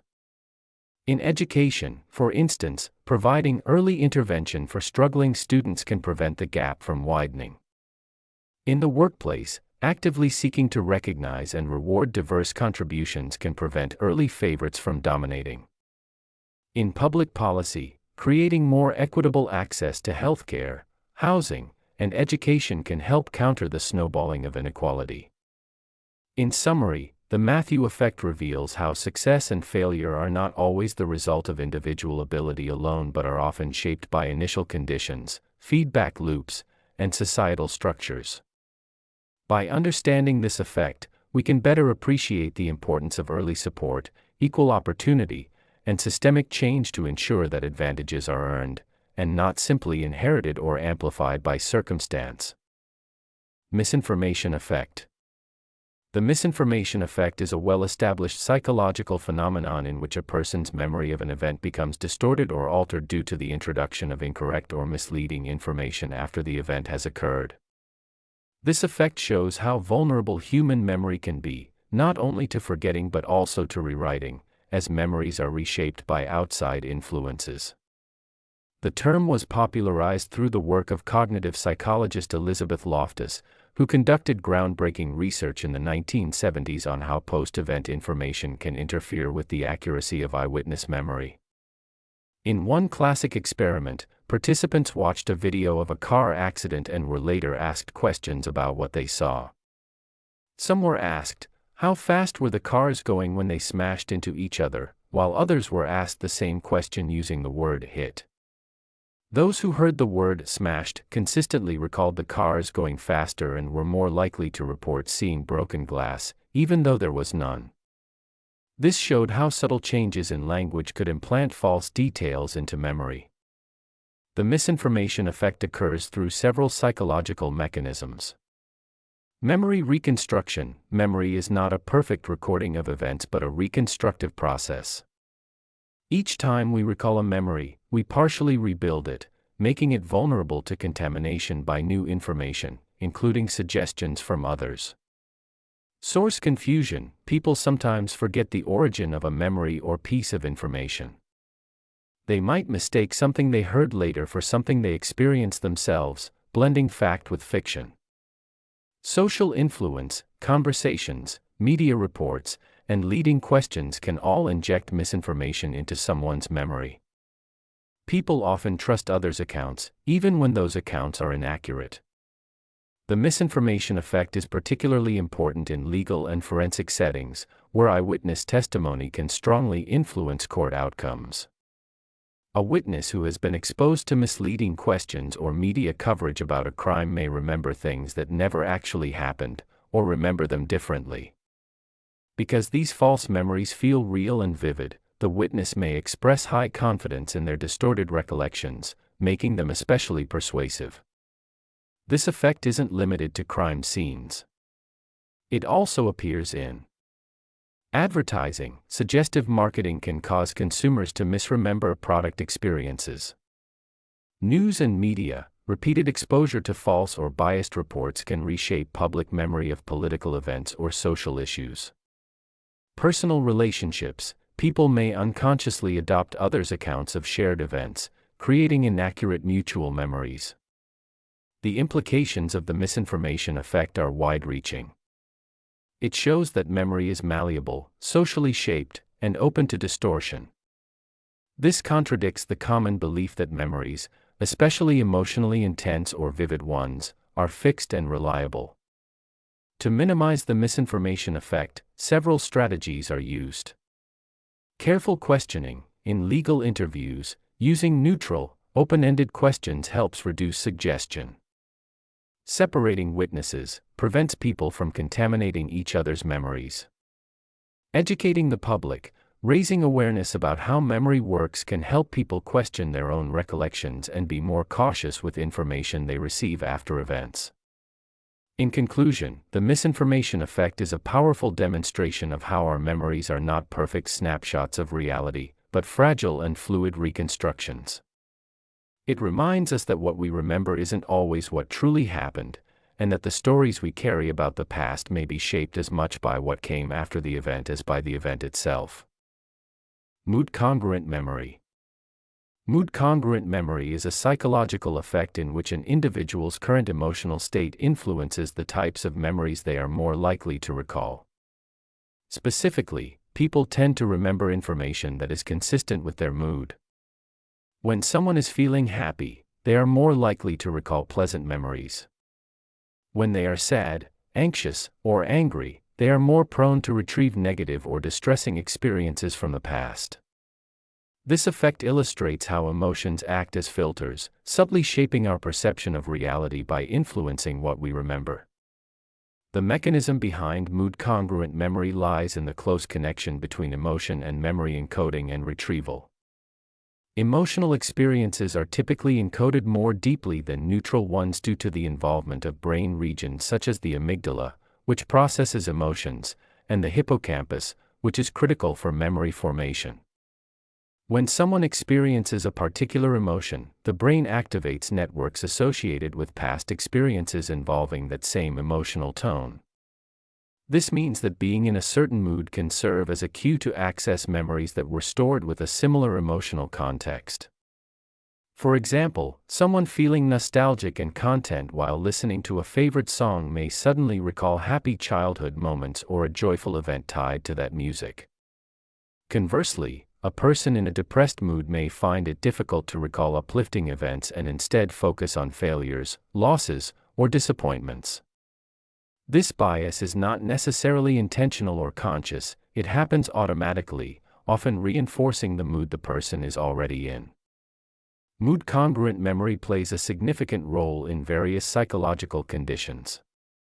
In depression, for instance, individuals tend to recall predominantly negative memories, which can perpetuate and deepen their low mood. This creates a feedback loop. The worse they feel, the more negative memories come to mind, which in turn makes them feel even worse. In contrast, individuals experiencing mania or hypomania may remember more positive events, fueling their elevated mood. However, this phenomenon is not inherently pathological. In everyday life, mood-congruent memory helps people make sense of their emotional experiences and gives continuity to their inner narrative. It can influence decisions, shape perspectives, and even contribute to creativity, depending on the emotional state involved. Researchers distinguish mood-congruent memory from mood-dependent memory, which refers to improved recall when the mood at the time of learning matches the mood at the time of retrieval. While related, mood-congruent memory is more about the emotional tone of the content remembered, e.g., sad memories during a sad mood, rather than matching emotional states at encoding and retrieval. Understanding mood-congruent memory is valuable not only in clinical psychology but also in everyday interactions and self-awareness. It serves as a reminder that our current emotions can color how we interpret the past and that being mindful of our mood can help us question whether our recollections are truly balanced, or simply reflections of how we feel in the moment. Priming effect. The priming effect is a psychological phenomenon in which exposure to one stimulus influences a person's response to a subsequent stimulus, often without conscious awareness.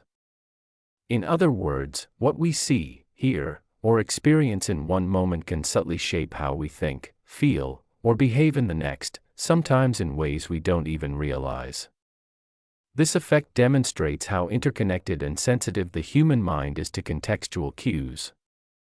Priming works by activating related mental associations stored in memory. For example, if someone reads or hears the word yellow, they may be quicker to recognize the word banana than an unrelated word like hammer, because the concept of banana is closely linked to yellow in memory. This increased accessibility of related ideas is called semantic priming, one of several types of priming identified by psychologists. There are various forms of priming. Semantic priming: exposure to a word or idea makes related words easier to process. For instance, seeing the word nurse can make people respond faster to doctor than to mountain. Perceptual priming: exposure to a visual or auditory stimulus can make it easier to recognize the same or similar stimuli later, even if it was only briefly seen or heard before. Conceptual priming: exposure to an idea, such as bravery, can make related concepts, like hero or courage, come to mind more easily. Behavioral priming: in some studies, subtle cues have been shown to influence actual behavior. For example, participants who were subconsciously exposed to words related to aging, like slow, gray, retired, reportedly walked more slowly afterward, although findings in this area have faced replication challenges and ongoing debate. Priming can occur through language, images, sounds, or even physical sensations. What makes the priming effect especially powerful, and somewhat unsettling, is that it often operates below the level of conscious awareness. A person might read a news story about crime and, without realizing it, become more suspicious or cautious later in the day. Or after watching a romantic movie, someone might evaluate their relationship more favorably. This psychological effect plays a significant role in areas such as advertising, politics, education, and social behavior. Marketers, for example, often prime consumers by associating their products with positive imagery, emotions, or lifestyles. Political campaigns might use priming to shift voters' priorities, highlighting national security issues to make a candidate appear stronger, or focusing on economic concerns to suggest competence in financial matters. Despite its subtlety, the priming effect is not without controversy, especially in certain behavioral studies where results have proven difficult to replicate consistently. While semantic and perceptual priming are well established and reliably demonstrated, more complex behavioral priming effects have sparked debate within the psychological community regarding their robustness and the influence of experimental conditions. In conclusion, the priming effect illustrates how previous experiences can shape our perceptions, judgments, and actions, often in ways we don't consciously recognize. It reveals the intricate and automatic nature of mental processing, where the mind continually draws connections and builds context from even the most fleeting inputs. Understanding priming encourages us to be more aware of how our environment influences our thoughts and choices, even when we believe we are thinking independently. Serial position effect. The serial position effect is a cognitive phenomenon that describes how the position of an item in a sequence influences how well it is remembered. Specifically, people tend to recall the first few items, primacy effect, and the last few items, recency effect, in a list more accurately than those in the middle. This effect reveals important insights about how memory works, particularly in short-term and long-term memory systems. Imagine being asked to memorize a list of 15 unrelated words. Immediately after seeing the list, you're more likely to remember the first few and the last few words, while the ones in the middle tend to be forgotten or confused. This pattern of recall, observed consistently in psychological studies, illustrates the serial position effect in action.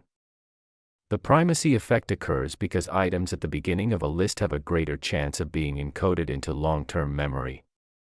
As people begin processing the list, they tend to focus more on the early items, rehearsing them more often. This extra attention gives those items a stronger memory trace. Once more items are added to the list, however, attention gets divided, and early items have already been rehearsed enough to stick. The recency effect, on the other hand, is associated with short-term memory. The most recent items are still fresh in the mind when recall is asked for, so they're more easily retrieved. However, this effect tends to diminish quickly if there's a delay or distraction between the presentation of the list and the recall task. That's because short-term memory is fragile and limited in duration. The serial position effect has been demonstrated across many contexts, not just word lists. It appears in learning, marketing, and even social behavior. For example, in a job interview where several candidates are seen back-to-back, people may remember the first and last interviewees more vividly than those in the middle. Similarly, when a product is first or last on a shelf or in a commercial lineup, it may be more memorable to consumers. This effect has practical implications in education, communication, and everyday memory strategies. For instance, teachers and public speakers might choose to place the most important information at the beginning and end of a lecture or presentation to maximize retention. In studying or memorization techniques, breaking material into smaller chunks and being mindful of where information is placed can enhance learning. In summary, the serial position effect highlights the unequal weight our brains give to information depending on its order in a sequence. It underscores the dynamic interaction between short-term and long-term memory and helps explain why some things are easier to remember than others, even if they seem equally important. Recognizing this pattern allows us to be more intentional in how we present, organize, and study information for better recall. Social comparison theory. Social comparison theory is a foundational concept in psychology that explains how individuals evaluate themselves by comparing their abilities, traits, and opinions to those of others. Proposed by social psychologist Leon Festinger in 1954, the theory suggests that people have an innate drive to assess their own worth, performance, or beliefs, especially in situations where objective standards are absent. In such cases, they turn to others as a reference point to help them understand where they stand. This comparison process can happen in two directions, upward and downward. Upward social comparison occurs when individuals compare themselves to those they perceive as better off, more skilled, or more successful. While this can be motivating and provide aspirational goals, it can also lead to feelings of inadequacy, jealousy, or decreased self-esteem if the perceived gap is too large. On the other hand, downward social comparison involves comparing oneself to those who are worse off or less capable, which often boosts self-esteem and provides a sense of comfort or superiority. Social comparison doesn't only apply to abilities or achievements, it also influences beliefs, values, and emotions. For example, a person might feel more confident in their political views if they see that others in their peer group share them. Conversely, they might begin to doubt themselves if they feel outnumbered or isolated in their opinions. This dynamic plays a significant role in shaping identity, self-concept, and social cohesion. In modern society, especially with the rise of social media, the mechanisms of social comparison have become even more pervasive. Platforms like Instagram or LinkedIn offer curated glimpses into the lives of others, often emphasizing success, beauty, or happiness. These highlight reels can distort perceptions of what is normal or expected, leading to more frequent upward comparisons and increased pressure to measure up. This can negatively affect mental health, contributing to anxiety, depression, or dissatisfaction. Despite its potential drawbacks, social comparison is not inherently negative. It is also a crucial part of learning and growth. By observing others, people can discover new strategies, set realistic goals, and develop a better understanding of themselves in relation to the broader world. The key lies in being aware of how and why comparisons are being made and in choosing reference points that inspire rather than diminish. In essence, social comparison theory underscores the deeply social nature of self-evaluation. It highlights how our sense of identity and worth is shaped not in isolation but through continuous reflection against the backdrop of those around us. Stroop Effect.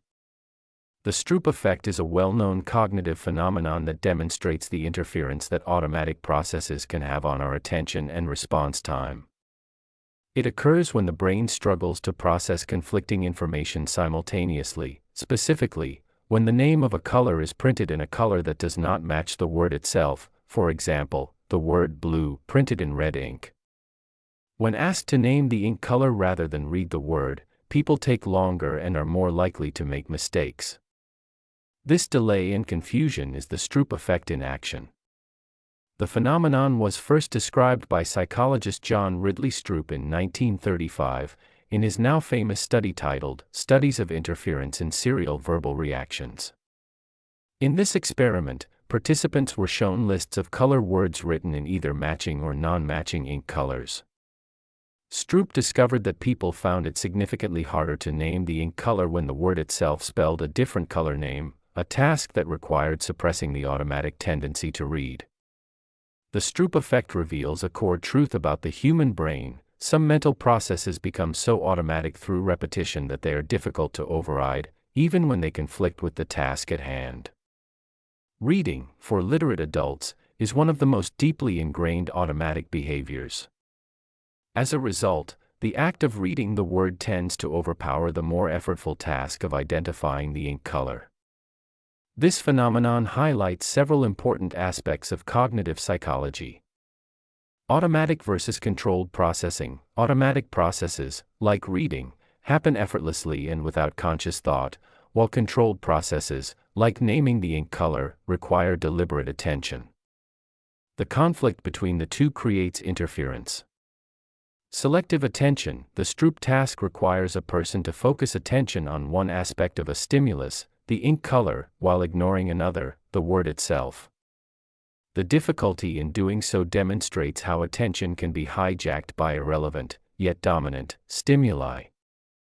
Cognitive control and inhibition. Successfully completing the Stroop task requires inhibitory control, the brain's ability to suppress automatic responses. People with stronger executive function can perform better in resisting the interference.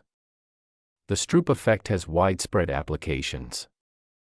In clinical psychology, Stroop tests are used to assess cognitive flexibility, attention disorders, and brain function in individuals with conditions such as ADHD, schizophrenia, or brain injuries.